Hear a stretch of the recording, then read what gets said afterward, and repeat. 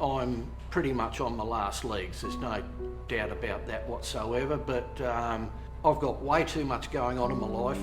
I'm too busy to die. I was born and bred on the north shore, the northern beaches of Sydney. I'm an old surfer from way back. I came to the country to do agricultural science and I stayed here.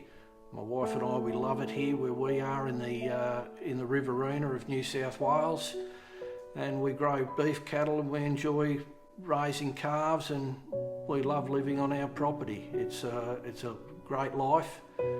Just started getting tired during the day. I'd always done early starts and longish days and it was noticeably dragging me down, and so I went to my GP and he just started doing blood tests, and the blood tests came back that, Don, you've got Hep C, and I'd had it a long time and significant and substantial liver damage had already been done, and I was starting to feel the effects of that. So I saw a very, very good gastroenterologist in Wagga.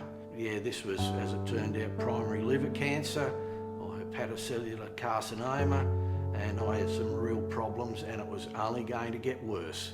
As far as I was concerned, after being told you've got primary liver cancer, well, it's fine. The glass is half full. It's not half empty, it's half full.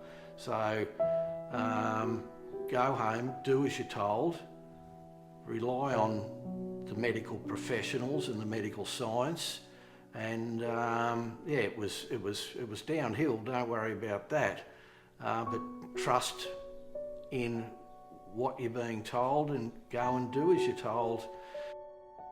I'm pretty much on my last legs. My mobile rings about 10 o'clock at night and I thought, who's ringing me? But I answered it, even though I couldn't be bothered doing anything. And it was very simply, is that Don? Yep. Don, it's Mike from RPA. Hello, Mike. Don, you need to get to Sydney by 6 a.m. I said, we can do that.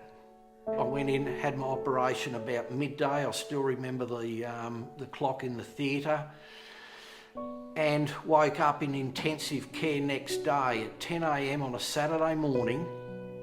I knew straight away that I was better. I'd gone from one day not being able to eat, not being able to talk, not really being able to do anything because you're so physically shot to pieces by that stage, your body's had it.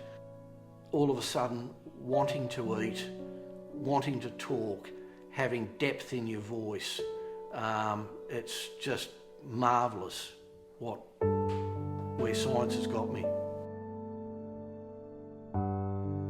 I don't sit here doing this little interview unless there was a liver donor. It's as simple as that.